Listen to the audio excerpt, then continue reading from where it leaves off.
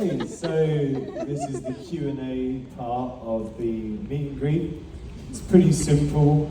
Just raise your hand and we'll answer your burning questions. And yeah, let's keep them interesting, shall we? No boring ones, otherwise we won't answer them.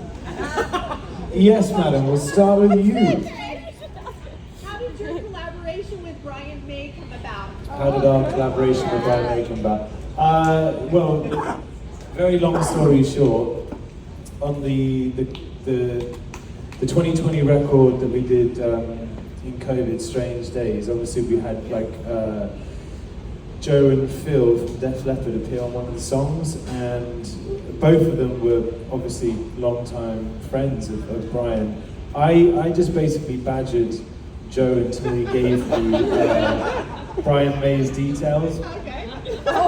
And then I think that's where we just kind of like formed like a pen pal sort of relationship, and then I can't really remember how or when, but Brian just took it upon himself to reimagine Could Have Been Me, and and then we started working on it. Thank you so much. Thank you. Who's next? Yes, sir. Are we going to come out with a new album anytime soon? Yes, like so. We don't really write on the road, so whenever we're touring, very little new stuff kind of gets created, which means that we'll be working on new material once we get back from this tour. But I mean, it's always good to have a goal, but I think collectively we would like to have like a large majority of the songs at least in demo format by the end of the year, So, patience. Yes, sir. Do each of you have one inspirational musician that got you over the guys? Do each of us have an inspirational musician that got us to where we are now? That's your question, Jeff. Good question. If I really think about it, Taylor Hawkins was a huge inspiration. While I used to listen to Foo Fighters a lot on my iPod when I was drumming. I actually broke my first iPod because I didn't have a stand, so it was on my floor tom when I heard all this thing. But yeah, I never really thought about that until touring with Foo Fighters then, and just how lovely he was, and seeing him play every night, like that was incredible. So I think Taylor Hawkins is definitely one of the most influential people, drumming wise for me. Yeah, I think around 2003, 2004, I turned 13, and it's that age where you're really kind of like wanted to be in a band, and the stuff that was kind of coming out then. One big record for me at the time was The Killer's first record, and then it's tough saying in terms of like a musician and how that inspired it, but I think that was the earliest moment of like hearing that band and wanting to write music, and then having a giant poster of Brandon Flowers and The Killers, and then same thing when we met them and opened for them. That was a cool full circle moment, and I got the opportunity to chat with them and tell them, and chat with the bassist, and tell them what they meant to me, which is always fun, and they were lovely. So you always hope it goes that way. Doesn't always, but with them it really did. When I was a kid, I was obsessed with Michael Jackson and the Jacksons, and that also led me to discover like James Brown as well, and a lot of the Motown family, so to speak. And I remember that was one of the first genres and like a collective group of musicians that just sort of did something to me. I was talking about this the other day. I remember having a cassette tape of like James Brown's greatest hits and being like 7 years old and listening to Sex Machine non-stop, thinking it was the most naughty thing to listen to. Probably getting back from church, and my mum's making a Sunday roast and I'm upstairs going, get on up, get on the scene. But I was obsessed with it, and I'll still blast that song out, and I'll be transported back as a little kid listening to it on like some sort of 2-deck like karaoke machine, you know. Yeah, for me it was Green Day on TV when I saw them when I was 13. Asked my dad to buy me a guitar, and then I think they're the perfect band for like a young musician because the songs are pretty simple but they're really poppy and made me want to start writing songs straight away. So that was it really, off to the races. And then in terms of like guitarists and stuff, it's Brian May,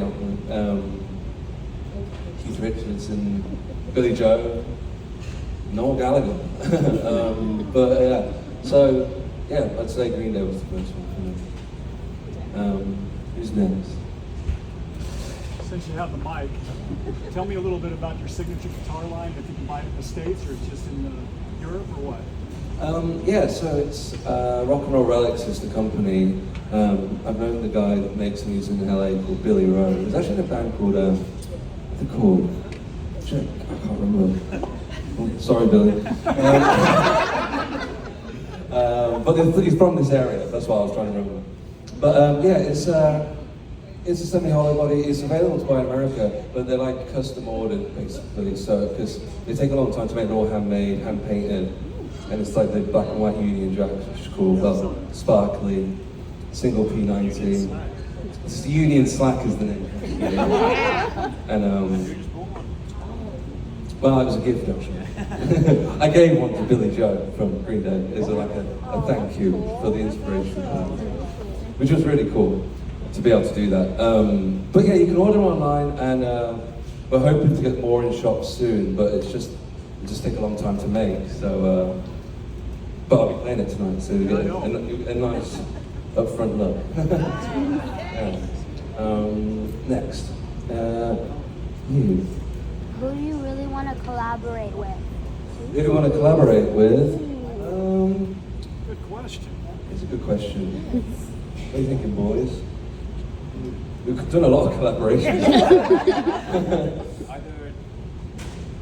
I think we can go down the line, but because you know we all have like our wish list. It's kind of sad because it's never going to happen. But there was a conversation where I'd written to Jim Steinman to do something on a particular record that he had like written and sung for, and it never came to pass because this is quite morbid, this story actually, because he unfortunately passed away, and then but he did say but I'd still love to do something with Jim Steinman. That'd be great. You don't want to know what Gethin. We just saw Oasis, and I would love to collaborate with Oasis on a tour. Take us out, and then yeah, that'll be awesome. Maybe I'm just manifesting right now. Yeah, I think Oasis would be. That's my only answer right now. So I'm gonna hand it to Gethin. No, I thought the Struts produced by Jeff Lynne from ELO. I still think would be so cool. So I'm gonna go Jeff Lynne and Manifest as well. There you go.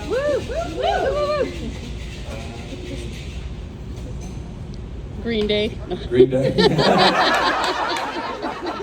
Well, why not? Hey, you're in the Bay. Might as well go ask him. Who's voting? Okay. So, what was the biggest cultural shock when you guys first entered the States for each one of you? Someone asked us this the other day. I think the sheer size. Everything's just huge here. I did say car parks are really big because they are. Go to a mall and they're huge. The roads. Actually, I don't know. I think how welcoming everyone is and how everyone's nice to British people here as well. We feel like a little unicorn. Like, oh my god, you have an accent. And I'm like, I do. I say that. I remember the whole concept of coffee creamer just being like, just blew my fucking mind. I was like, what is this? You know, do you have any milk? Like, and it's like, No, just creamer. And we're just like, what is this stuff? You can put it in your fridge, it's good for 9 months of the year. It's like, what is in it? You know what I mean? I don't want to know. And it's funny because once you kind of become accustomed to it, I do enjoy a cheeky bit of creamer in my coffee. Like a good bit of milk just doesn't cut the cream. So, Yeah, I actually still don't think I've touched the creamer, to be honest. I'm still a bit, maybe I'll try it. No, I think when a lot of people say to us, like, what's the USA like? And I'm like, I can give you 10 different versions from different places we've been to, you know?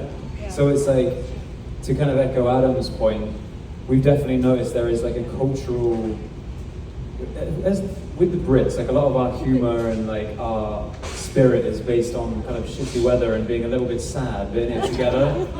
And like, and so here, and we live in California now, so I think that's kind of its own, oh, we're in California, we're in the capital of California. You guys know it. But there's like I weirdly feel more at home here now. And you cannot tell my parents that. But I don't know, there's a spirit here especially that I just really love, and there's a kind of positivity, maybe it's the sunshine that we don't have in England, but that's something that I've really, really loved over here. And as I said, I can give you 10 different versions of the USA, but I don't know if that's a culture shock, but that was definitely the biggest thing I kind of took away when I went back to the UK for the first time. I was like, huh. We're quite moody. Not saying there's a right or a wrong, but like I really noticed that now. My first impression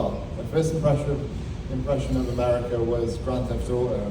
I was like, there's no way it can be like this, and then I turn up and it's exactly like Grand Theft Auto. Like, no, in terms of like the radio stations, like I thought all the adverts on the radio stations on the game were like a joke, right? And then we listened to the radio and it's exactly the same. So yeah, so not much as a shock, it's more of a, oh, I was right. Yeah, the commercials on TV like every 2 minutes. We don't do that anymore? Yeah, all the side effects. I mean, I'm just trying to watch Shark Tank, you know? Like, I don't need to know about all these diseases that I don't know, that I know of. Anyway, next question, please. I'll go with you. Favorite venue we've played at? I mean, not to be that guy, but Ace of Spades is always a lot of fun. You guys are rowdy. We know this show is going to be great. Yeah, I think we played here 50 times now, and it's sold out every time. And yeah, thank you guys. Tonight's going to be great. So let's go down the line. Beat that, guys. I'm going to take it to the other coast, and I think Pier 17 in New York City was just like the first. It's outside, you can see the Statue of Liberty in front of you, you can see the bridge behind you. And it's like, it was the first time we ever used pyro at that first gig we played there as well. And then also following on from Get's Grand Theft Auto point, we had there was a helicopter that was filming us flying around, and I was like, this is America. That was really cool. Yeah, I'm going to agree with Gethin. Not to be another one of those guys, but this venue is a really, really great time. And something came up on my YouTube account, and it was us, and it was a tour. We were opening with Dirty Sexy Money, and it was in this venue, and it sounded fucking insane. And I swear, the reason we keep coming, it seems to get bigger. They keep extending it every year. That's why we keep coming back to play. But I mean, like, you know, I mean, the Pier 17 and the Wilton in LA. It's like, yeah, it's all cool. It's fun. They're really beautiful, big venues. But there's something about walking out and you can just see everyone and see the whites of everyone's eyes and everything. How's that funny? See our whites? The guy with glasses on. Yeah, it's great. It's great. Fuck me, right?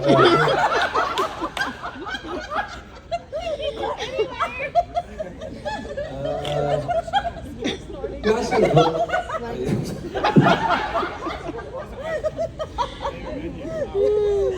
I disagree and say the Ace of Spades. Ace of Spades. You over there.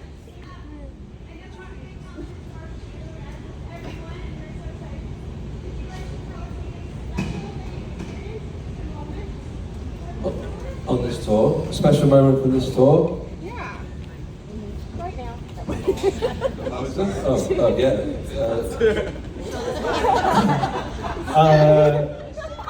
I think one of the really, and I've been saying this on stage, but it's really true, that some of the songs that we are playing this evening, we haven't played since we were like doing really small clubs. Not like this is a small club, but you know, I'm talking like even if we were in a room like this, it would be like, you know, maybe a couple of hundred people, you know, when we really first started out. And now we're doing those very same songs with really large audiences, and that really hits you, and it sort of makes you feel like all the hard work and sticking at it, staying together, being too stupid to give up really does kind of pay off, you know? So that's been really fun. Yeah, I think because it's been like, there's a nostalgia to it, because we've been on, when you do album tour, you don't really get a second to reflect on it. And I think before this one, because it was a quiet year for us, I mean, we wanted to celebrate this 10 years, it has been a moment to kind of get a bit nostalgic and kind of grateful for what we've achieved in the last decade. So, same thing as Luke said, really, like playing these old songs and seeing people in the crowd that were there 10 years ago come back and feel like we're celebrating that together, that's been really, really cool. I think actually today there's so many new people here that have seen us for the first time for their first concert. This little guy, there's a little band there hiding. Oh no! I think when we, No, this is the second. No.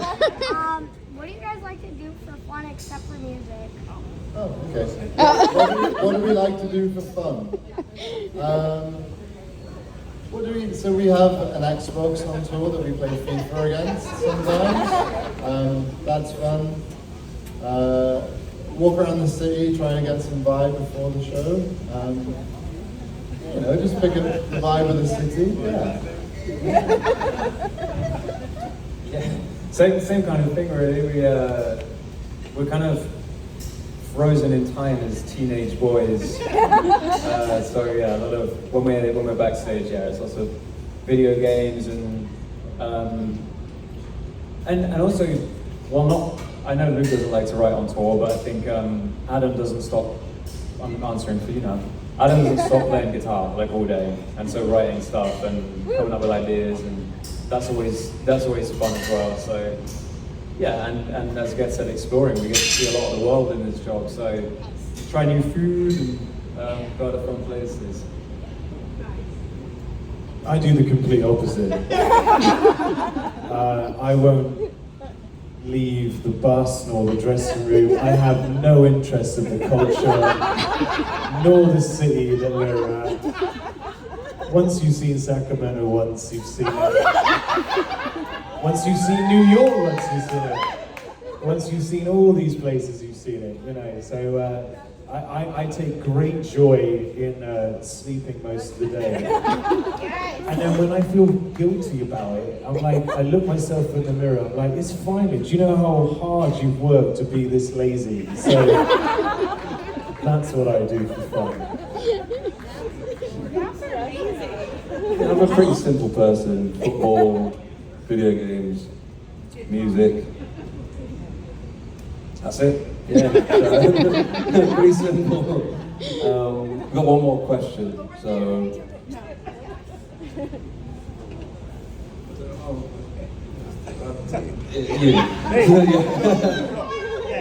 Your music occupies like two spaces, right? There's the pop sensibilities and the rock thing, right? Which I think is fucking awesome. I don't know how you're not one of the biggest bands on the planet. However, right? That said, I'm interested kind of in the writing process, right? Like, does Luke come to you with lyrics, or does Adam and Jed come, hey, I got this riff, or is it like a collage of that?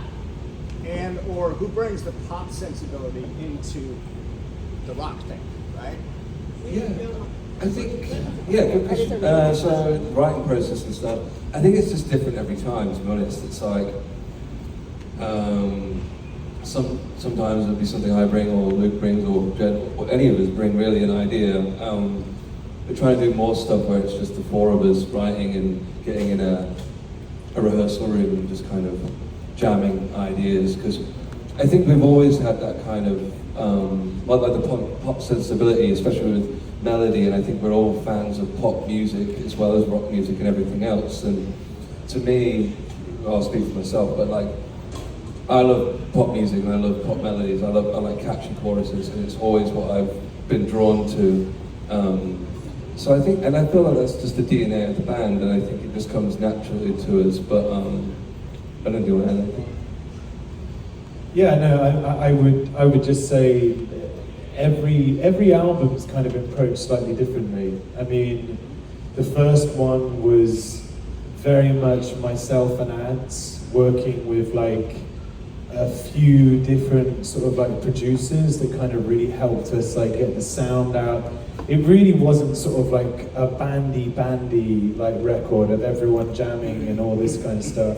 Second one was like a bit more of like everybody coming together and creating ideas, and we had some tracks that were written within the group, some that were slightly more collaborative efforts. And then the third record was the complete opposite, where it was the band and one producer who could also play piano, and we just did like those 10 tracks really, really quickly. And then the fourth was like this weird mixture of the three previous, you know? So what we're gonna try, just to keep things interesting, for album number 5 is literally just kind of do everything, just the four of us. But what's gonna make it unique is doing a record where they're all ideas that are gonna be born from like a rehearsal space, where we're kind of jamming the music more rather than being like, hey, I have like this whole song, so to speak, you know what I mean? It's going to be like a lot of songs that are going to be built up from the ground, which might make and prove to be more of a energetic and like rawer kind of record, but that's all down to the producer really. But I think we're also going to pretty much self-produce this next one, or it's going to be as close as, you know? Cool. So yeah, thank you, y'all. Enjoy the show.